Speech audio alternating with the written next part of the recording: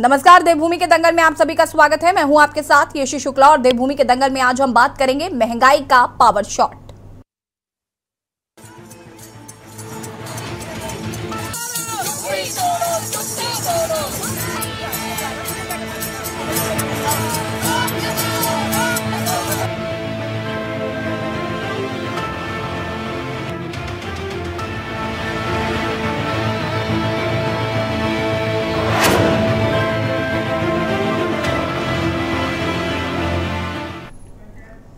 देश के साथ ही उत्तराखंड राज्य में महंगाई ने आम जनता की कमर तोड़ रखी है। समस्या यह है कि 1 अप्रैल से महंगाई और अधिक बढ़ने वाली है। 1 अप्रैल से वित्तीय वर्ष 2023-24 शुरू हो जाएगा। नए वित्तीय वर्ष से आप लोगों को कई चीजों पर और ज्यादा जेब ढीली करनी होगी। उत्तराखंड में 1 अप्रैल से बिजली, पानी, टोल टैक्स, सफाई शुल्क समेत तमाम मदों में जनता को महंगाई का झटका लगेगा। बता दें कि उत्तराखंड में करीब 10% बिजली, 15% पानी महंगा हो चुका है। रसोई गैस के दाम तो पहले से ही आसमान छू रहे हैं। वहीं राज्य में बढ़ती महंगाई पर सियासत शुरू हो गई है। तमाम विपक्षी दलों ने केंद्र और राज्य सरकार के खिलाफ बड़े स्तर पर विरोध प्रदर्शन का ऐलान किया, जबकि जनता सरकार से महंगाई को कम करने की गुहार लगा रही। आज हम इसी मुद्दे पर चर्चा करेंगे। उससे पहले रिपोर्ट।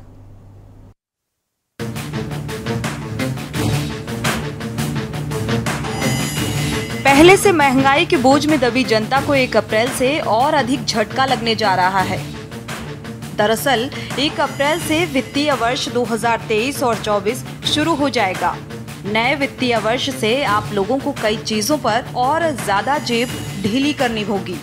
उत्तराखंड में 1 अप्रैल से बिजली, पानी, टोल टैक्स, सफाई शुल्क समेत तमाम चीजों में जनता को महंगाई का झटका लगेगा। आपको बता दें कि उत्तराखंड में करीब 10% बिजली, 15% पानी महंगा हो चुका है। रसोई गैस के दाम तो पहले से ही आसमान छू रहे हैं। ऐसे में अब जनता सरकार से महंगाई को कम करने की गुहार लगा रही है। वहीं राज्य में बढ़ती महंगाई पर सियासत भी शुरू हो गई है। तमाम विपक्षी दलों ने केंद्र और राज्य सरकार के खिलाफ बड़े स्तर पर विरोध प्रदर्शन का ऐलान किया। मतलब महंगाई बढ़ा रहे तो सैलरी भी बढ़ाओ। मालिक सैलरी नहीं बढ़ाता, कहता है नौकरी छोड़ दो। तो दिक्कत होती है ना ऐसे गैस के लिए। तो हम घरेलू औरतों के लिए तो बहुत दिक्कत हो रही है। कहाँ से बच्चे पढ़ाएं, कहाँ से गैस महीने में 4 गैस लग रही, जिसके घर में तो हज़ार तो पूरी तनख्वाह तो उसी गैस में ही चली जा रही। गरीब आदमी तो मर जाएगा ना। ऐसे तो गरीब आदमी के लिए तो बहुत प्रॉब्लम है। देश के साथ ही उत्तराखंड में भी महंगाई ने आम आदमी की कमर तोड़ रखी है। 1 अप्रैल कल से जो है नया वित्तीय सत्र लागू हो जाएगा और बिजली पर 10% महंगाई बढ़ चुकी है, पानी 15% महंगा हो गया, टोल टैक्स बढ़ गया है और अन्य तमाम चीज़ें 1 अप्रैल से महंगी होने जा रही हैं। तो जाहिर बात है कि जनता को अब ज़्यादा जेब ढीली करनी पड़ेगी और भाजपा सरकार जरा भी महंगाई पर रोक लगाने के लिए ना तो सक्षम है, ना ही इसकी इच्छा शक्ति है और ना ही इसकी क्षमता है। ये अपने आप में दिल्ली वाले दलों की ये जो लापरवाही है और जो अक्षमता है, ये उत्तराखंड की जनता पर भारी पड़ रही है। पानी के दाम बढ़ रहे हैं, दूध के दाम, बस के किराया बढ़ रहा है, टोल टैक्स बढ़ रहा है और जो रसोई का सामान है उसके दाम बढ़ रहे हैं। जो लोगों की जरूरत की चीज है उनके दाम बढ़ रहे हैं, लेकिन शराब सस्ती हो रही है। आप इससे समझ सकते हैं कि भारतीय जनता पार्टी दिल्ली में शराब नीति पर और उत्तराखंड की शराब नीति पर किस ढंग का भेदभाव कर रही है। जो केंद्र की सरकार है, आपको याद होगा विधानसभा चुनाव की तिथि घोषित होने से ठीक 1 दिन पहले जो शराब नीति में परिवर्तन किया गया उसमें करोड़ों रुपए का घोटाला हुआ है। और इस समय भी जो शराब सस्ती करने का ऐलान धामी सरकार ने किया है, इसमें भी एक बड़े घोटाले की बू आ रही है। तथ्य आएंगे तो फिर आपको बताएंगे। आपको बता दें कि ऊर्जा प्रदेश कहे जाने वाले उत्तराखंड राज्य में एक ही वर्ष में 3 से 4 बार बिजली के दाम बढ़ाए जा रहे हैं। हर साल बिजली बढ़ोतरी को लेकर होने वाली जन सुनवाई में आम जनता बिजली के दामों का विरोध करती है। वहीं उत्तराखंड विद्युत नियामक आयोग ने भी ये साफ कर दिया है कि उत्तराखंड ऊर्जा प्रदेश होने का दर्जा 17 साल पहले ही खो चुका है। आयोग का कहना है कि यूजेवीएनएल राज्य की बिजली मांग के अनुरूप बामुश्किल 25% भी बिजली पैदा नहीं कर पा रहा। ऐसे में उत्तराखंड को ऊर्जा प्रदेश कहना सही नहीं है। लेके कहना ये चाहेंगे कि जैसे ऊर्जा प्रदेश की बात होती है, ऊर्जा प्रदेश था ही, लेकिन 2006-07 तक ऊर्जा प्रदेश था जब हमारे पास अपनी जनरेशन कंजम्पशन से ज़्यादा थी। बट वर्ष 2007 के बाद जैसे जैसे यहाँ इंडस्ट्रियलाइजेशन हुआ है जो आज की डेट में जो बताया गया आपको कि सिर्फ जो हमारी जनरेशन हो रही है वो सिर्फ 30% हो रही है, बाकी 70% जनरेशन जो है पावर हमें बाहर से प्रोक्योर करनी पड़ती है, जिसकी वजह से ये कॉस्ट बढ़ती है। आज मैं आपको एक बात बताऊंगा कि जो हम ये ARR दे रहे हैं, जैसे आज हमने इनको 9,900 करोड़ रुपये अलाउ किए हैं, इसमें 85% जो कॉस्ट है वो सिर्फ पावर की है। पावर प्रोक्योरमेंट की कॉस्ट 85% है, बाकी जितने भी चाहे इंटरेस्ट ऑन इक्विटी है, रिटर्न ऑन इक्विटी है, इंटरेस्ट ऑन लोन है, दैट इज उनके O&M खर्चे हैं, एस्टेब्लिशमेंट खर्चे हैं, that is only 15%। 85% is the major portion which is for power purchase. Sir क्या माना जाए, अब दर बढ़ रही है, अब बिजली के दर फिर 13% बढ़ गए, किस तरीके से? बिजली के दाम जो है 13.2 बढ़ाने का प्रस्ताव सरकार ने दिया है। बिजली नहीं, इस समय गैस के दाम बढ़े हैं, पेट्रोल डीजल के दाम आप देख ही रहे हैं, खाने की खाद्य सामग्री के दाम देख लीजिए, सब्जी के दाम देख लीजिए, फल के दाम देख लीजिए, हर चीज़ इतनी बढ़ा दी है कि गरीब आदमी का जीना मुहाल हो गया है। और ऐसा लगता है कोई सरकार नहीं, कोई जूस निकालने की मशीन राज्य में लग गई है, देश में लग गई है, जो गरीबों का खून पसीना निचोड़ के पी जा रही है। इस राज्य में जो ऊर्जा प्रदेश है, ये बहुत ही गंभीर मामला है। देखिए, बिजली की दरों में बढ़ोतरी और कटौती समय समय पर होती रहती है, और बिजली की दरों में जो कटौती या बढ़ोतरी होती है वो एक रूटीन प्रक्रिया है, और विद्युत नियामक आयोग के द्वारा पूरे प्रदेश भर में विभिन्न स्थानों पर जन सुनवाई के माध्यम से, उसमें चाहे उपभोक्ता हों चाहे बिजली विभाग के लोगों को, उसकी समस्याओं को सुना जाता है, उसके बाद कोई फैसला लिया जाता है। और विद्युत नियामक आयोग साल भर में बिजली की दरों के बारे में समीक्षा करते रहते हैं, और समीक्षा के बाद ही कोई फैसला लिया जाता है। तो निश्चित रूप से विद्युत नियामक आयोग ने कोई फैसला लिया है, और साल भर के बाद अगर बिजली दरों में बढ़ोतरी हुए तो विद्युत नियामक आयोग का फैसला है, और एक रूटीन प्रक्रिया के तहत होता रहता है। कुल मिलाकर पहले से महंगाई की मार झेल रही जनता को 1 अप्रैल से महंगाई के और तगड़े झटके लगने जा रहे हैं। बहुत हुई महंगाई की मार, अब की बार मोदी सरकार का नारा देने वाली बीजेपी के राज्य में महंगाई के अब तक के सारे रिकॉर्ड टूट गए हैं। रसोई गैस, खाद्य पदार्थ, बिजली, पानी, टोल आदि हर जगह जनता को पहले से ज्यादा जेब ढीली करनी पड़ रही है। ऐसे में सवाल उठता है कि क्या भारी बहुमत का भाजपा जनता को ये रिटर्न गिफ्ट दे रही है? क्या सत्ता में आने के बाद बीजेपी अपने नारे को भूल गई है? क्या जनता इसी तरह से साल दर साल महंगाई के बोझ के नीचे दबती जाएगी? क्या भाजपा पाकिस्तान की महंगाई से देश की तुलना कर जनता को ऐसे भटकाती रहेगी? देहरादून से के न्यूज़ इंडिया के लिए अंकित काला की रिपोर्ट।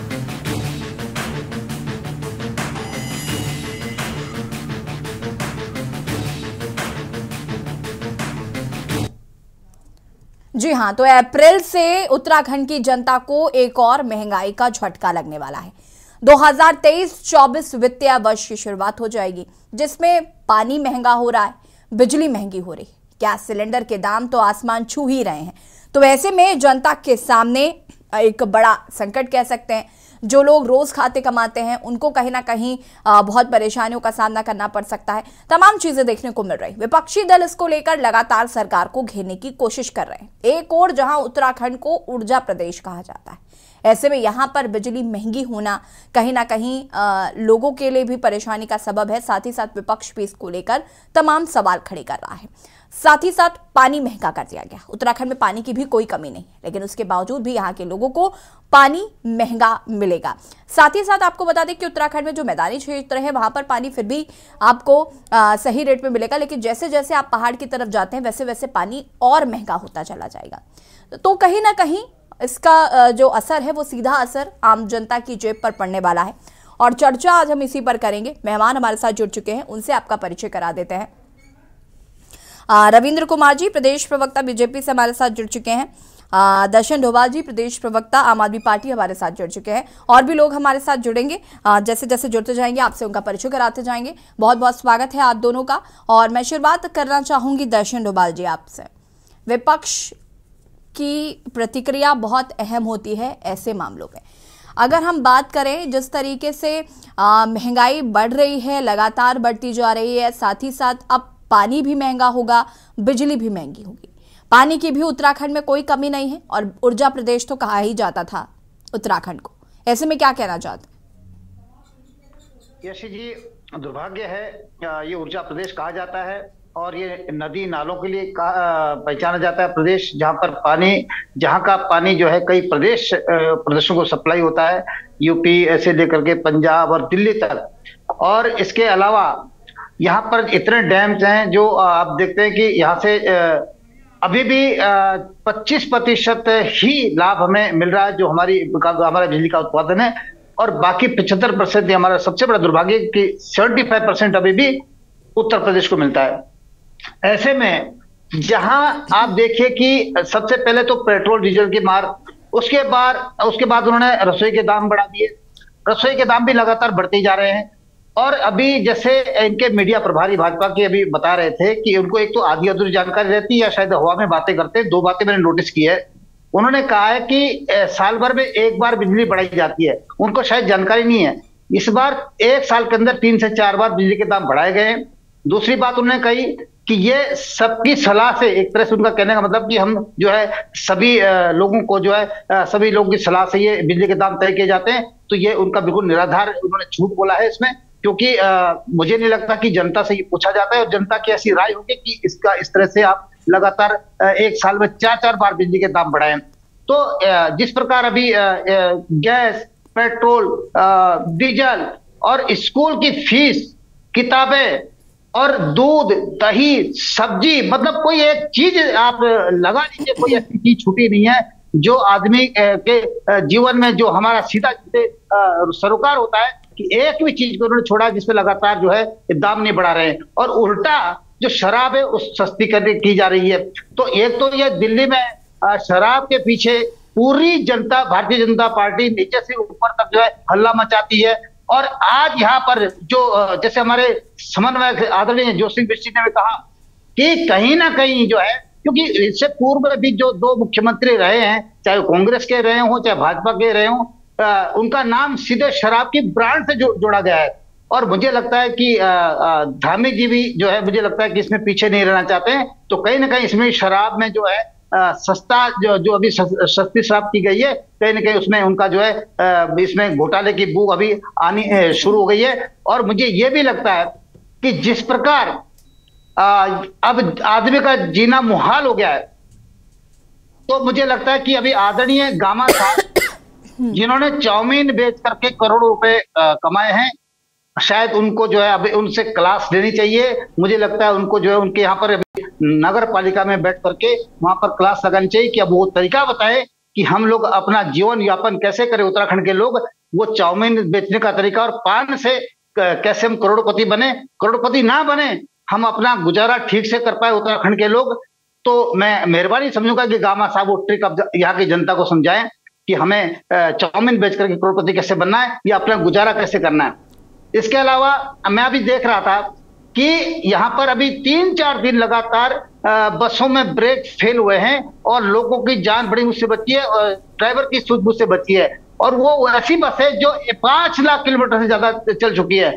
जिन बसों को स्क्रैप में जाना चाहिए था, उन बसों को पहाड़ों में चलाया जा रहा है। तो मुझे ये लगता है जो भी ये पहाड़ों में जो घटनाएं हो रही है वो कहीं ना कहीं सरकार की इसमें जो है, मुझे लगता है कि सरकार उसके लिए जिम्मेदार है और सरकार पर उनके हत्या का मुकदमा चलना चाहिए। और प्राइवेट कंपनियां भी जो बसें चला रही इस तरह की और सरकार की परमिशन से चला रही है, उन पर भी हत्या का मुकदमा चलना चाहिए। क्योंकि साजिश है, जानबूझ करके एक आदमी को फायदा पहुंचाने के लिए आप हमारे पहाड़ी लोगों की जान को खतरे में डाल रहे हैं। दर्शन डोभाल जी, मैं वापस आऊंगी आपके पास और हमारे साथ डॉक्टर सोनिया आनंद जी भी जुड़ चुकी है, समाज सेवी। बहुत बहुत स्वागत है सोनिया जी आपका। नमस्कार। क्या कुछ कहना चाहती हैं बढ़ती हुई महंगाई को लेकर? जिस तरीके से महंगाई बढ़ रही है, पानी का दाम बढ़ रहा है, एक और जहां और बिजली के दाम बढ़ाए जा रहे हैं। दर्शन डोभाल जी ने बहुत सारी बातें कही, आपकी क्या राय है? जी हाँ, पहले तो मैं आपके चैनल को धन्यवाद करना चाहूंगी कि आज के डिबेट में आपने मुझे हिस्सा बनाया जी। और साथ ही में बढ़ती हुई महंगाई, आज मैं जहां भी जाती हूँ, जहां पर भी काम करती हूँ मैं, या मैं खुद भी अपना बिजनेस रन करती हूँ, तो मुझे लगता है कि मेरी जेब से ज्यादा जा रहा है। और मैं दिन ब दिन, मैं अगर पर्सनली अपने आप को देखती हूँ तो मैं दिन ब दिन एक कर्जे में आ रही हूँ। ये मैंने खुद ने फील किया है। आप ये सोचिए कि आज काम करने के लिए आप टैक्सेस में चले जाइए, आप हर चीज पे आज टैक्स जिस तरीके से लगाया जा रहा है, और जीएसटी को ले लीजिए आप, मतलब कहाँ से इतना, हम लोग कैसे उसको पूरा करें, ये सोचने का विषय है। और इसका पूरा ठीकरा जो मैं फोड़ना चाहूंगी, वो पूरी खुले तौर पर मैं सरकार के ऊपर फोड़ना चाहूंगी। अगर आप बिजली की बात करते हैं आज, तो ऑलरेडी हम लोग 70-80 हजार रुपए महीने टैक्स भरते हैं, बिजली का बिल भरते हैं। चाहे बिजनेस को लेकर के भरे, घरों के बिल इतने महंगे हो चुके हैं। ये सोचने का विषय है कि बेचारा जो एक गरीब आदमी है, वो किस तरीके से, कैसे, जो व्यक्ति, मैंने कल एक पोस्ट भी साझा की थी लोगों से कि जब मैं कल अपने बच्चों की किताबें खरीदने के लिए गई तो तकरीबन 12,000 रुपए की किताबें आई, और मैं ये सोच में पड़ गई कि जो गरीब आदमी है वो बेचारा कैसे किताबें खरीद करके अपने बच्चों को पढ़ाएगा। उस पर लोगों के कमेंट्स थे कि सरकारी स्कूल। अरे भाई, मैं एक सवाल करना चाहती हूँ, क्या हर व्यक्ति की इच्छा होती है कि हमारा बच्चा अंग्रेजी मीडियम में पढ़े, हमारा बच्चा अच्छे स्कूल में पढ़े? पहले आप अपने सरकारी स्कूलों की हालत तो देखिए, कहीं पर छतें गिरने की हालत हो रखी है। क्या कोई भी व्यक्ति अपने बच्चों को वहां पर मरने के लिए भेजेगा? आप मुझे इस बात का जवाब दीजिए। मैं जनता से बात पूछती हूँ, या सरकारों के ऊपर ठीकरा फोड़ना मेरे लिए बड़ा इजी सा वो है, और मैं फोड़ूंगी। क्योंकि आज अब बढ़ती हुई महंगाई से हम लोग आज दूध खरीदे 500 का नोट का, 1000 रुपए के नोट का, अगर आम इंसान से आप बात करेंगे तो पता नहीं चलता है। ये सोचिए आप कि आज जीना, चलो हम लोग तो फिर भी काम कर रहे हैं, जैसे तैसे इधर से खींचा उधर से पूरा किया, लेकिन जो एक आम आदमी है, जो बेचारा 15,000 रुपए की नौकरी करता है, मेरे पास भी कई लोग ऐसे काम करते हैं, मैं खुद में, मुझे दुख होता है इस बात का कि ये बेचारा किस तरीके से अपने बच्चों को एजुकेशन दे रहा है, किस तरीके से ये अपना रहन सहन जी रहा है, किस तरीके से कमरे का किराया भर रहा है। ये सरकार को सोचने की जरूरत है, और शर्म आनी चाहिए ऐसी गवर्नमेंट को। और इनके पास जो है गामा जी जैसे गुर्गे बैठे हुए हैं, जिनका काम रह चुका है कि अपना पद पर बैठते हैं, उसके बाद इन्हें कोई रोकने टोकने वाला नहीं होता है, और सीधा जमीनों के भूमाफिया बन बैठते हैं ये लोग। ये सोचने का विषय है। और गामा जी तो सिर्फ एक शुरुआत है, अभी तो उनके। सोनिया जी अनम्यूट करें, सोनिया जी अनम्यूट करें खुद को, आपकी आवाज नहीं आ पा रही। सोनिया जी तक शायद हमारी आवाज नहीं पहुंच पा रही है। और इसके बाद रवीन जी आपके पास आती हूँ मैं, आप सभी हमारे साथ बने रहिए, चर्चा को आगे बढ़ाएंगे और यहाँ पर रुकेंगे छोटे से ब्रेक के लिए। चौर हासिल होते ब्रेक के बाद एक बार फिर से आप सभी का स्वागत है। और आज हम देवभूमि के दंगल में बात कर रहे हैं महंगाई का पावर शॉट, चर्चा इसी पर। मेहमान लगातार हमारे साथ बने हुए, रवीन जी का रुख करना चाहूंगी मैं यहाँ पर। रवीन जी कहते हैं पहाड़ का पानी और पहाड़ की जवानी दोनों ही पहाड़ के काम नहीं आती, लेकिन भारतीय जनता पार्टी जब सत्ता में आने के लिए तैयारियां कर रही थी तो कहा जा रहा था कि पहाड़ का पानी और पहाड़ की जवानी दोनों ही जनता के काम आएंगी। लेकिन आज स्थिति ये हो गई है कि ना पानी काम आ रहा है ना जवानी काम आ रही। लोग पलायन करने को मजबूर हैं, पानी आपने और महंगा कर दिया है, बिजली और महंगी कर दी है। किस तरीके से यहाँ पर लोग सरवाइव कर रहे हैं, लोग यहाँ पर सरवाइव नहीं कर पा रहे हैं, इसलिए पलायन कर रहे हैं। देखिए, मैं आपकी बात की शुरुआत को यहीं से पकड़ूंगा कि पहाड़ क्या पानी और पहाड़ की जवानी, ये नारा वाकई में था एक बहुत जमाने से। हमें भी बचपन से बड़े हो गए, एक आधी उम्र में हम भी पहुंच गए ये सुनते हुए। लेकिन ये नारा कभी था, लेकिन 2014 के बाद जब से पार्टी की सरकार बनी प्रधानमंत्री नरेंद्र मोदी के नेतृत्व में, तो कहीं ना कहीं इसको लेके एक रोक लगी है। इसकी पहाड़ का पानी भी पहाड़ के काम आने लगा और पहाड़ की जवानी भी पहाड़ के काम आने लगी है, माने उत्तराखंड के। मैं उसका उदाहरण आपको देता हूं किस तरीके से है कि आज जिस प्रकार से देखिए, एक लंबी 2 योजनाएं थी, एक लखवाड़ की और एक जामरानी परियोजना है, जो हमारी विद्युत परियोजना जो लंबे समय से रुकी हुई थी। इन दोनों पे दोबारा सरकार आने के बाद और खासकर में धामी जी के नेतृत्व में डबल इंजन की सरकार में इन दोनों परियोजनाओं पे काम होना जो है काम इसका जो है गति तीव्र गति से शुरू हो गया है। दोनों परियोजनाएं जो है चालू हो गई हैं। और दूसरी बात देखिए, जिस प्रकार से यहाँ का युवा था उसको चाहे रोजगार सर्जन करने का हो, चाहे स्व रोजगार की ओर उनको लगाना हो, चाहे हमारे 4 धाम जिस तरीके से इनको विकसित करना हो, सड़कें चौड़ीकरण का काम हो, तो ये तमाम ऐसे काम इस प्रदेश की सरकार द्वारा निर्णय लिए गए जिससे भविष्य में जल्द ही यहाँ की जवानी भी और यहाँ का पानी भी, आपको दोनों का इसका महत्व समझ आने लगेगा। अब आता हूँ मैं आपकी इस बात पे कि बिजली पिछले 8 सालों से तो महत्व समझ में नहीं आया रवि कुमार जी, आज आप किस महत्व की बात कर रहे हैं? पिछले 8 सालों से तो किसी को, आज जो है जनता मर रही है, भूखे प्यासे लोग मर रहे हैं, आज पानी इतना महंगा, डीजल पेट्रोल इतना महंगा। सोनिया जी, सोनिया जी देखिए, आप सोनिया जी आप बात सही कह रही हैं, लेकिन आपको मैं पूरा मौका दूंगी, मैं अभी सबकी प्रतिक्रिया लेती हूँ, उसके बाद इस पर बहस करेंगे। रविंद्र जी कंटिन्यू करिए। हमारे पास शिव प्रसाद सेमवाल जी भी जुड़ चुके हैं, केंद्रीय मीडिया प्रभारी यूकेडी से। आपका भी शिव प्रसाद जी बहुत बहुत स्वागत है, कंटिन्यू करिए रविंद्र जी। देखिए जिस प्रकार से बिजली वृद्धि को लेके एक बात हो रही है, जो विद्युत विनिमय आयोग था उसमें 16.96 की दरों को बढ़ाने के लिए अपना प्रस्ताव दिया था, लेकिन इसे नकार कर 6.98 की वृद्धि का जो सरकार ने निर्णय लिया है। और एक देखिए इसमें फिक्स चार्ज पे कोई चार्ज नहीं बढ़ा है, और 100 यूनिट तक जो है बिजली खर्च करने वाले लोग हैं, मुझे नहीं लगता कोई ज्यादा बड़ा अंतर पड़ेगा, लगभग 12 साढ़े 12 रुपए का एक फर्क आएगा अब महीने का लेके। इस पे आप कमर्शियल का फर्क बताइए, कमर्शियल में कितना फर्क आएगा? अरे आप सुनते तो है नहीं, आप अभी तो मैं आपसे पूछ रही हूँ, आपकी बातें सुनकर के आपसे पूछ रही हूँ। सोनिया जी आप ठीक है, आप एक सोशल एक्टिविस्ट है, लेकिन आप डिबेट में तो एक प्रोटोकॉल होता है, एक तरीका होता है ना, आप एक्टिविस्ट हर जगह नहीं। तभी मैं आपको रिस्पेक्टफुली पूछ रही हूँ आपसे कि कमर्शियल समझाइए, कमर्शियल। ठीक है रविंद्र जी वापस आएंगे आपके पास, और शिव प्रसाद जी इसके बाद आपका रुख करूंगी। आप सभी हमारे साथ बने रहिए। और इसी बीच दिल्ली से बड़ी खबर आपको बता देते हैं। दिल्ली से बड़ी खबर,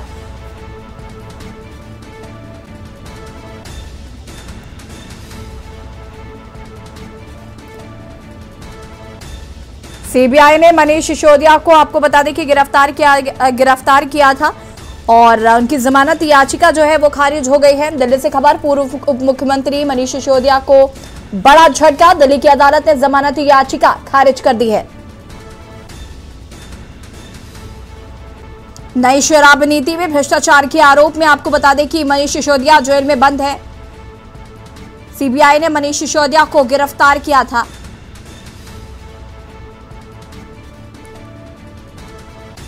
पूर्व उप मुख्यमंत्री मनीष सिसोदिया को बड़ा झटका, दिल्ली की अदालत ने जमानत याचिका खारिज कर दी है। नई शराब नीति में भ्रष्टाचार के आरोप में जेल में बंद है मनीष। बता दें आपको कि सीबीआई ने मनीष सिसोदिया को गिरफ्तार किया था और उनकी जमानत याचिका को खारिज कर दिया है दिल्ली की अदालत ने।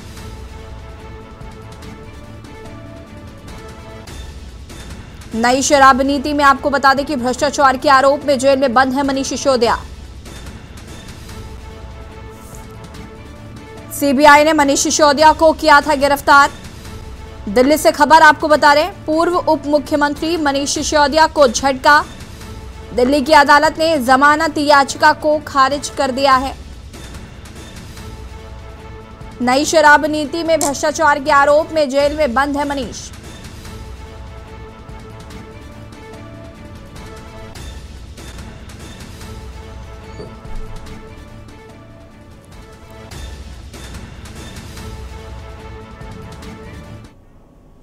जी हाँ, तो दिल्ली के पूर्व डिप्टी सीएम मनीष सिसोदिया को फिलहाल एक बड़ा झटका लगा है, उनकी जमानत याचिका को खारिज कर दिया है। और देवभूमि के दंगल में हम बात करें महंगाई का पावर शॉट। रुकेंगे छोटे से ब्रेक के लिए, जल्द हाजिर होते हैं। ब्रेक के बाद एक बार फिर से आप सभी का स्वागत है। और देवभूमि के दंगल में आगे हम चर्चा करें उससे पहले आपको हम लखनऊ से बड़ी खबर बता देते हैं। आईपीएस राजकुमार बने यूपी के कार्यवाहक डीजीपी। आईपीएस राजकुमार ने कार्यवाहक डीजीपी का लिया चार्ज। आईपीएस आरके विश्वकर्मा मई 2023 में होंगे रिटायर। यूपी के जौनपुर के रहने वाले हैं आरके विश्वकर्मा। यूपी के जौनपुर के रहने वाले हैं आरके विश्वकर्मा। मुकुल गोयल के बाद दूसरे सबसे सीनियर आईपीएस। 1988 बैच के आईपीएस हैं राजकुमार विश्वकर्मा। और इसी खबर पर ज्यादा जानकारी के लिए संवाददाता जोएब आलम हमारे साथ जुड़ चुके हैं। जोएब, क्या कुछ जानकारी है? आईपीएस राजकुमार यूपी के कार्यवाहक डीजीपी बनाए गए हैं। जी बिल्कुल, देखिए राजकुमार विश्वकर्मा यानी आरके विश्वकर्मा जो आईपीएस अधिकारी हैं, इनको यूपी का कार्यवाहक डीजीपी बनाया गया है। इससे पहले जो कार्यवाहक डीजीपी के पद पर थे वो डीएस चौहान थे और डीएस चौहान ने ये पदभार 12 मई 2022 को ग्रहण किया था, जिसके बाद से लगातार वो कार्यवाहक डीजीपी थे। कई दिनों से अटकलें थी। आज डीएस चौहान का जब रिटायरमेंट हुआ तो उसके बाद में कई नाम थे, कई लिस्ट में लोग थे जिनके लिए चर्चाएं चल रही थी, जो डीजीपी के रेस में थे। लेकिन जो आज लिस्ट जो फाइनल हुआ है उसके बाद में आरके विश्वकर्मा का नाम फाइनल हुआ है। आरके विश्वकर्मा का रिटायरमेंट मई महीने में होगा, मई 2023 में उनका रिटायरमेंट होगा। अभी तक जो सीनियर कैटेगरी में देखा जाए तो मुकुल गोयल के बाद में अब वो जो है सीनियर आईपीएस अधिकारी हैं जो अब इस चार्ज को संभालेंगे। इससे पहले भी उन्होंने कई विभागों में काफी बेहतरीन प्रदर्शन किया है, काफी अच्छा उनका कार्यकाल रहा है। आरके विश्वकर्मा मई 2023 में रिटायर होंगे। इसके साथ ही ये जौनपुर के रहने वाले हैं और इन्होंने जी बिल्कुल जोहैब, बहुत बहुत शुक्रिया आपका तमाम जानकारी देने के लिए। और बता दें आपको कि आरके विश्वकर्मा को नया कार्यवाहक डीजीपी बनाया गया है। 1988 बैच के आईपीएस हैं और मुकुल गोयल के बाद दूसरे नंबर के सबसे सीनियर आईपीएस है।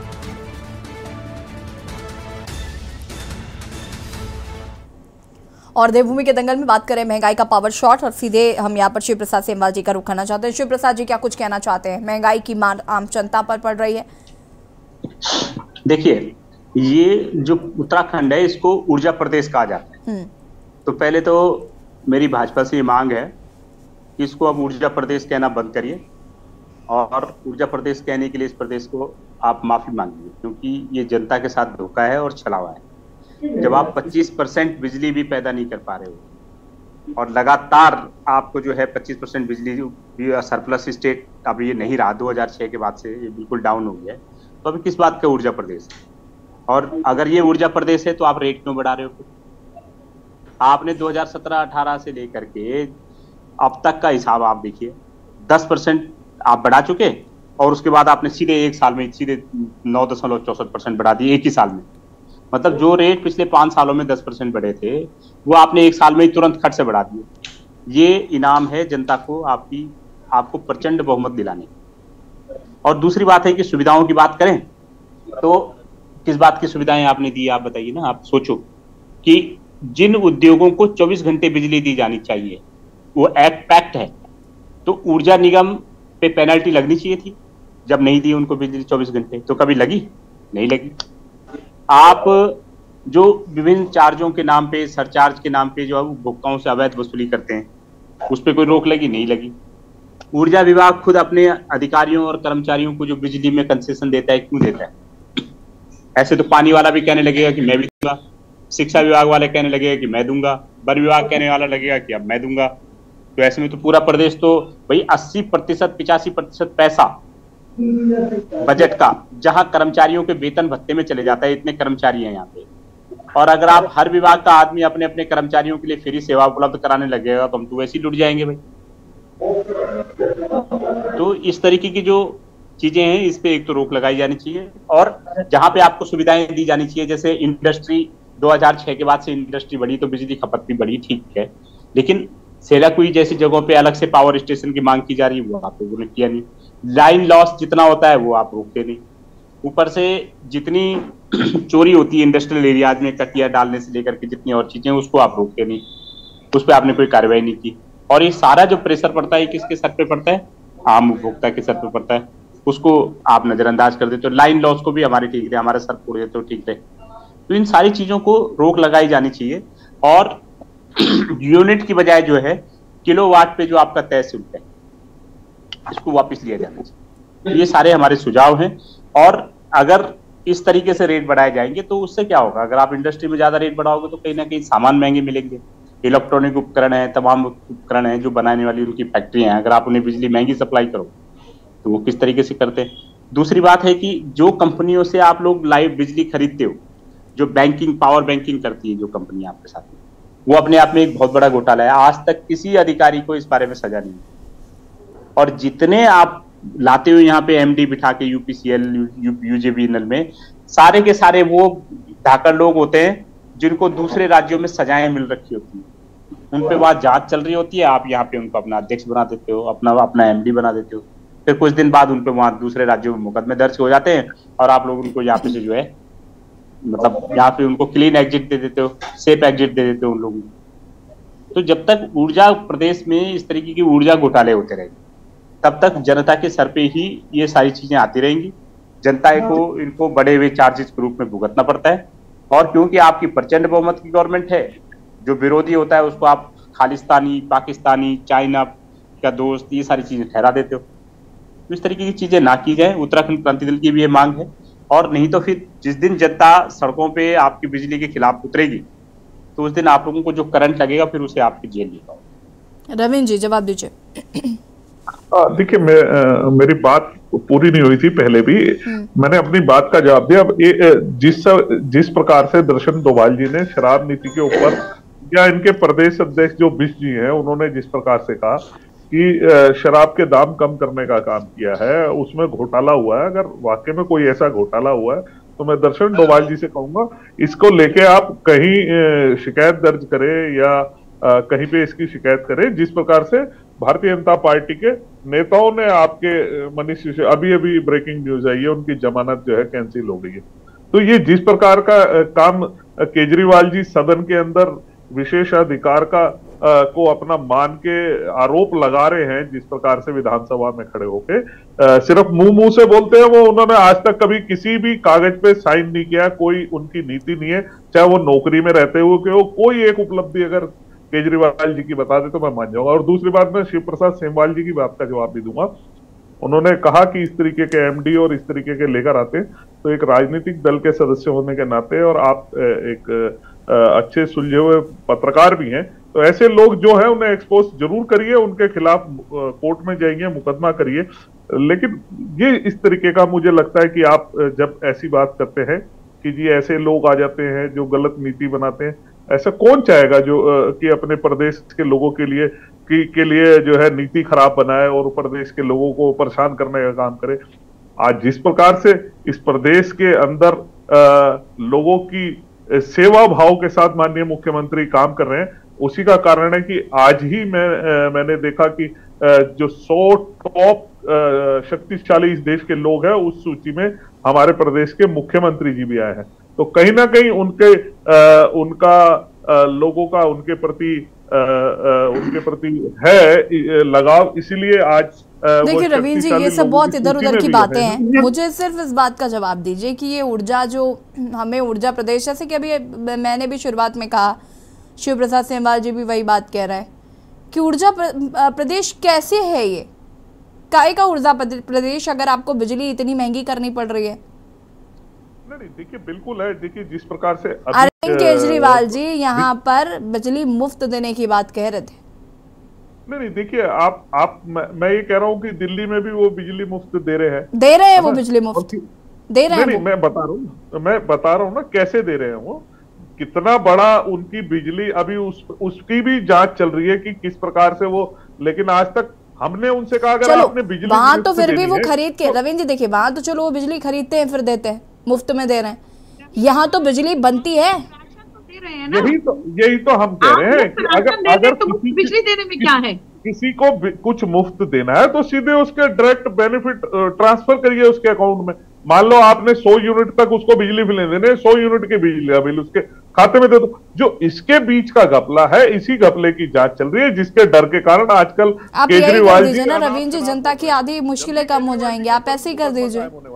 ठीक है रविंद्र जी, देखिए वापस आते दर्शन डोभाल जी। जी, मैं रविंद्र जी के बात का जवाब देना चाहूंगा। इन्होंने कहा कि अगर आपके पास कुछ ऐसा है तो आप लोग शिकायत करें जो इस घोटालों में शामिल है।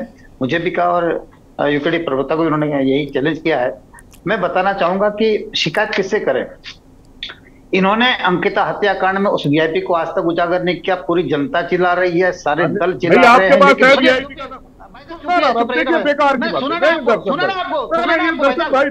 आपके पास किसी वीआईपी का नाम है, आप कोर्ट में चलिए, मैं चलूंगा आपके साथ, मैं चलूंगा। अभी पहले बौखला गए, अभी तो एक ही बात बोली मैंने, अभी साहब बौखला गए, बौखलाइए मत। आपके पास कोई नाम है, आपके पास कोई शख्स है, आपकी नहीं सुनता, कोर्ट में चलते हैं, कोर्ट के थ्रू तो मुकदमे कायम होते हैं ना। नाम सुनिए, नाम भी बताता हूँ। अभी वो जो अंकिता हत्याकांड में जो आरोपी अभी बंद है, उसके पिता के कुकर्म में मुकदमा दर्ज हुआ। आपने उसको छेड़ा नहीं छेड़ा? यूक्रेन ट्रिपल सी में आपके कितने नेता गिरफ्तार हो चुके हैं और कितने अभी रडार पर हैं? आप उस पर बात कहेंगे? डोभाल जी, आपको नहीं लगता कि महंगाई भी महत्वपूर्ण मुद्दा है? अंकिता हत्याकांड पर हम लगातार चर्चा करते रहते हैं। दर्शन डोभाल जी, मैं चाहती हूं कि आप महंगाई के मुद्दे पर घेरें प्लीज। अपराधियों के लिए जीरो टॉलरेंस है ये सरकार। बलात्कारियों के साथ, भ्रष्टाचारियों के साथ मिलेंगे। आपके सिसोदिया भी अपराधी, जनता पार्टी, मैं आपसे पूछूंगा, सतेंद्र जैन अपराधी है, मनीष सिसोदिया अपराधी है, आज कोर्ट में बेल रिजेक्ट कर, सुन लीजिए दर्शन जी, कोर्ट में आपका क्या कहना है? आप मुझे सिर्फ इतना बताइए। अरे इसीलिए तो आपने पूरे देश को बर्बाद कर दिया ना। मनीष सिसोदिया जी की, क्या मनीष सिसोदिया को पार्टी से बाहर करेंगे? हाकिम सिंह को गिरफ्तार होते ही हमने पार्टी से बाहर किया भाई। तो यही है ना, आप योद्धा नहीं, आप भ्रष्टाचार की। दर्शन डोभाल जी और रवीन जी, मैं आपसे पूछना चाहती हूँ कि क्या मनीष सिसोदिया को पार्टी से बाहर करने के बाद उत्तराखंड की जनता का भला हो जाएगा? रवीन जी और दर्शन डोभाल जी, और लड़ते रहेंगे जी। सुन लीजिए ना, आपकी रवीन जी कृपया करके डिबेट का जो डेकोरम है ना, उसे मेंटेन करके रखिए। आप भी बोल नहीं पाएंगे। मैं ये कह रहा हूँ कि आपने मुझे लगता है मेरी आवाज बंद कर दिया। नहीं, कंटिन्यू करिए, आपकी आवाज आ रही है। देखिए, ये जो भारतीय जनता पार्टी है, इनकी प्रॉब्लम ये, देखिए आज बात किसमें हो रही है? बिजली के रेट पर हो रही है, पेट्रोल अंकिता हत्याकांड पर तो दर्शन डोभाल जी आप ही गए ना, हम उस पर बाहर उस पर भी डिबेट करते हैं, लेकिन अभी महंगाई पर बात कर रहे हैं। और इनसे ये पूछना जरूरी है कि ऊर्जा प्रदेश अगर कहा जाता है उत्तराखंड को, अगर भारतीय जनता पार्टी के लोग ऐसा कहते हैं, तो क्यों ऊर्जा नहीं मिल पा रही है प्रदेश को? क्यों बिजली महंगी की जा रही है? दर्शन डोभाल जी, सवाल इस पर ही होना चाहिए था। नहीं, सवाल इस पर होना चाहिए, तो सुनने को तैयार नहीं है ना। ये तो फिर उसको जो है कहाँ नहीं सुनने को तैयार है तो आप सुनाइए उन्हें। विपक्ष में आप, आपकी भूमिका है ये। जवाब दे रहा हूँ। शराब क्यों उठाएंगे ना?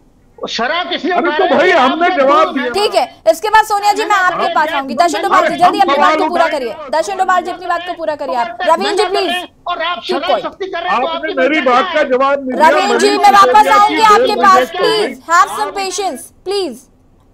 आप कहेंगे मनीष सिसोदिया चोर है, उसने चोरी करी, भ्रष्टाचार किया मनीष सिसोदिया ने, आप कहेंगे? रवीन जी हैव सम पेशेंस प्लीज। भाई लोगों की पॉकेट से पैसे चुराए, दिल्ली की आप सभी हमारे साथ बने रहिए, चर्चा को आगे बढ़ाएंगे। और दिल्ली के दंगल में आज हम बात करें महंगाई का पावर शॉट। रुकेंगे छोटे से ब्रेक के लिए, जल्द हाजिर होते हैं। ब्रेक के बाद एक बार फिर से आप सभी का स्वागत है और आज हम बात करें महंगाई का पावर शॉट। और सीधे मैं यहाँ पर सोनिया जी का रुख करना चाहूंगी। सोनिया जी अपनी बात को पूरा कर सकते हैं। जी हाँ, मैं तो बहुत देर से पूछ रही हूँ रवि कुमार जी से कि रवि कुमार जी सीबीआई की जांच कब होगी? आप उसको उत्तर नहीं दे रहे हैं। मुझे बड़ा दुखद है कि सीबीआई की जांच आप जो है क्यों नहीं करवा रहे हैं, मुझे बताइए। चलिए, आप किसके ऊपर करवानी है? बहुत सारे लाइन लगी पड़ी, क्या बात कर दी आपने, इतनी बड़ी लाइन लगी पड़ी है आपके यहाँ भ्रष्टाचारियों की। अभी नया मुद्दा गामा जी का देखिए ना चल रहा है, तो मैं तो चाहती हूँ गामा जी सारी प्रॉपर्टीज अपनी खुद ही एक्सपोज करें। अब वो चाउमीन बेचने से जो है इतने बड़े स्तर पे आ गए, तो बड़ी बात है ये सोचने वाली। मुझे लग रहा है मैं भी, क्योंकि महंगाई की मार मैं भी झेल रही हूँ, तो मैं क्यों ना एक ठेला मैं भी लगा लूं अपना चाउमीन का, वो ज्यादा बेटर है। तो ये बड़ी सोचने की बात है कि भाई आम जनता परेशान हो रही है, बिजली की दरें बढ़ रही हैं, और आप तो अच्छे खासे लीडर है बीजेपी की, तो आपको तो बहुत साथ देना चाहिए आम जनता के साथ खड़े होकर के। लेकिन आप मुस्कुरा रहे हैं, और मुस्कुराने की बात क्यों ना हो, क्योंकि आप भी झेल ही रहे हैं। मुझे लगता है आप भी झेल रहे हैं। और सोचनीय ये बात है कि मैं तो आपसे भी अनुरोध कर रही हूँ बड़े भाई के तौर पर कि भाई आप जो है ये एक्सपोज करिए सब चीजें, और महंगाई की मार जो बेचारे गरीब जनता जो झेल रही है उनका साथ दीजिए आकर के। आप कहाँ इधर उधर घूम रहे हैं? तो ये तो मेरा निवेदन है आपसे कि आम जनता का साथ दीजिए। गरीब आदमी पीड़ित है, आज रो रहा है गरीब आदमी बेचारा, बिल देने के लिए पैसे नहीं है ना, राशन लेने जाओ तो कॉस्ट इतनी बढ़ चुकी है कि 10-12 हजार से नीचे राशन नहीं आ रहा है। तो ये सब चीजें देखिए, मोदी जी का रहम है गरीब जनता पर, मोदी जी का साथ है, मोदी जी का साथ, सबका विकास, बड़े बड़े नारे थे, बड़े बड़े रविंद्र जी जवाब दीजिए, इसके बाद दर्शन डोभाल जी आपके पास आऊंगे मैं। जलवा सबने देख लिया, आम जनता भी देख रही है। मुफ्त राशन की प्रक्रिया जब चलाई है जी, तो मुफ्त बिजली भी होना चाहिए मेरे ख्याल में। तो क्यों मैडम, मैं भी आपसे भी आपके चैनल के माध्यम से कहना चाहूंगी कि फ्री बिजली देने में क्या बुराई है, बताइए मुझे। जब ऊर्जा प्रदेश कहा जाता है, हमारे सेमवाल जी अभी कह के गए कि ऊर्जा प्रदेश कह ही क्यों रहे हैं, मत कहिए ऊर्जा प्रदेश, क्योंकि अगर ऊर्जा प्रदेश कह रहे हैं, हम कहा कह रहे हैं कि अगर उत्तराखंड में फ्री बिजली दी जाएगी तो हमें कोई आपत्ति है। हम तो कह रहे हैं बिल्कुल मिलनी चाहिए फ्री में बिजली, बिल्कुल देनी चाहिए, आम जनता का अधिकार है भाई। ऊर्जा प्रदेश में जो लोग रहते हैं उनको फ्री बिजली चाहिए, और दीजिए आप, बिजली तो देनी चाहिए। बीजेपी की सरकार में अगर बिजली ना मिले, रविंद्र जी जवाब दीजिए। कहलाने का कोई फायदा नहीं। मैं जवाब दूं? जी दीजिए, बिल्कुल दीजिए। हाँ, देखिए, जिस प्रकार से सोनिया जी ने कई बातों को लेकर अपनी आवाज को मुखर किया है, ठीक है, उनकी मैं भावनाओं की कदर करता हूं, लेकिन देखिए, मैं कहीं ना कहीं भारतीय जनता पार्टी का एक कार्यकर्ता होने के साथ साथ इस प्रदेश का रहने वाला एक नागरिक भी हूं। मैं इस बात से इत्तेफाक नहीं रखता कि किसी भी प्रकार की मुफ्त सुविधाओं के चक्कर में हमें लोगों को जो है लालच में देना चाहिए, और ना ही मेरी लोगों से अपील है कि इस लालच में नहीं आना चाहिए। जबकि ऐसे उदाहरण हमने कई सारे, वेनेजुएला उदाहरण है, श्रीलंका उदाहरण है, और कई सारी कंट्रीज ऐसी उदाहरण है जो फ्री राशन दे सकते हैं, तो फ्री बिजली क्यों नहीं देना बंद करिए ना, फिर राशन क्यों दे रहे हैं मुफ्त? देखिए, फिर सबको, आपने सबको कहा, इसलिए सबकी बात कर रहा हूँ। आप राशन बंद करिए। देखिए सोनिया जी, देखिए, आपने सबकी बात करी इसलिए सबकी बात बता रहा हूँ। मैंने ये नहीं बोला कि देखिए, जिन लोगों को जरूरत है, जिन जरूरत नहीं है, पूरे गांव के गांव में राशन, जो भी सरकार द्वारा दिया जाता है, अनुदान हो, उनकी सहायता हो, वह जरूर करनी चाहिए। ठीक है दर्शन डोभाल जी, सबको देना चाहिए। आपके पास अपनी बात को पूरा करिए फटाफट। दर्शन डोभाल जी अपनी बात को पूरा करिए। रविंद्र जी, इस ऊर्जा प्रदेश में 10 सेकंड, सिर्फ ये 10 सेकंड डोभाल जी, अभी कोई दूर लंबी बात नहीं है। 2014 से पहले हम देहरादून में रहते हैं, देहरादून में डाट मंदिर पड़ता है, यहाँ पे एक सुरंग होती थी। एक सीधा स्पष्ट उदाहरण देता हूँ, 4-4 घंटे जाम लगता था यहाँ पे, सिर्फ रुड़की जाने के लिए, यहाँ से सहारनपुर या रुड़की जाने के लिए, दिल्ली जाने के लिए। उस नई टनल का उद्घाटन हुआ, नई टनल बनी 1-1.5 साल के अंदर। आज स्मूथली वहां से ट्रैफिक निकल जाता है। 2-2, 2.5 घंटे के लोग जाम से बचे। मेरा कहना यह है, लोगों को सहूलियत मिलनी चाहिए, उनको नई नई चीजों से अवगत होना चाहिए, ना कि सोनिया जी माफ कीजिएगा, हमारे पास वक्त की कमी है। डोभाल जी फटाफट अपनी बात को पूरा करिए। डोभाल जी फटाफट अपनी बात को पूरा करिए।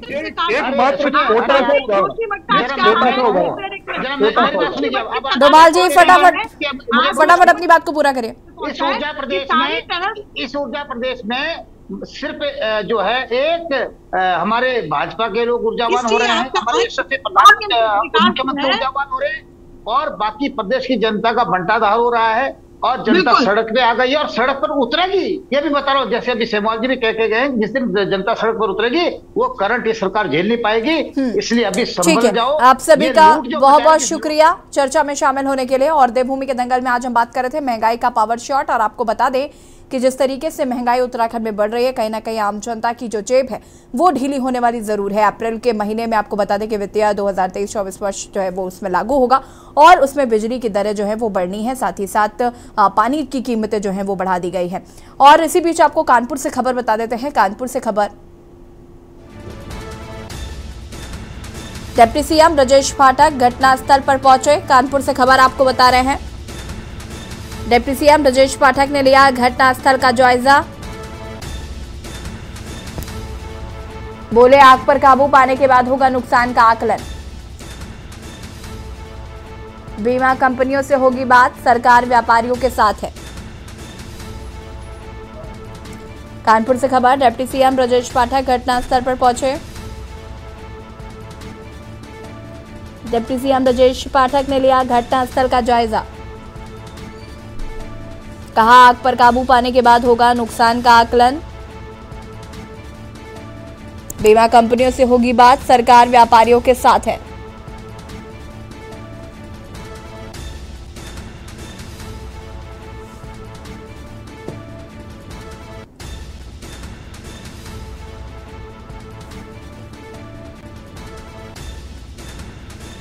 डिप्टी सीएम ने घटनास्थल का जायजा लिया। उन्होंने कहा कि आग पर काबू पाने के बाद नुकसान का आकलन करेंगे। और क्या कुछ कहा डिप्टी सीएम ने, सुना देता है।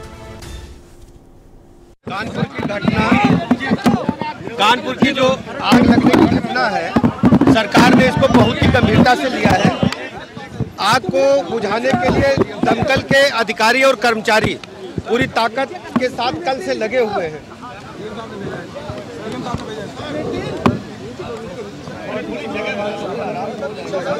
पूरी ताकत और मेहनत के साथ लगे हुए हैं। आग पर कंट्रोल कर लिया गया है। आग अब बुझा ली गई है लगभग, लेकिन चूंकि कपड़े की आग है तो धुआं निकल रहा है। धुआं निकालने के लिए भी उपकरण अंदर डाले जा रहे हैं और पानी अभी तक लिफ्ट करा करके बुझाने का काम चल रहा है, जिससे धुआं बंद हो। जैसे ही धुआं निकलना बंद होगा, अंदर जाने की स्थिति होगी, पूरी क्षति का आकलन सरकार कराएगी। कमिश्नर कानपुर और पुलिस कमिश्नर कानपुर दोनों मिलकर के इस बात की रिपोर्ट सरकार को देंगे कि। और डिप्टी सीएम ब्रजेश पाठक ने कहा कि इसका आकलन किया जाएगा। जैसे ही आग पर काबू पा लिया गया है, धुआं निकलना बंद होगा, वैसे ही आकलन किया जाएगा। साथ ही साथ उन्होंने कहा कि सरकार जो है व्यापारियों के साथ है।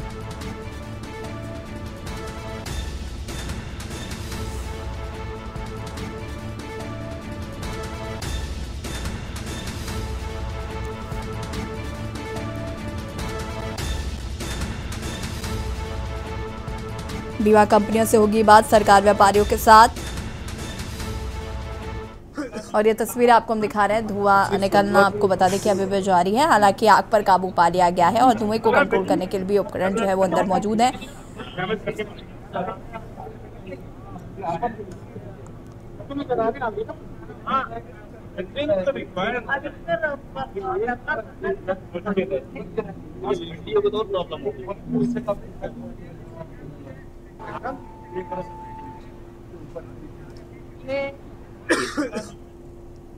और सीधे आपको ले चलते हैं लखनऊ, जहां पर मुख्यमंत्री योगी आदित्यनाथ क्या कुछ कह रहे हैं, सुनते हैं।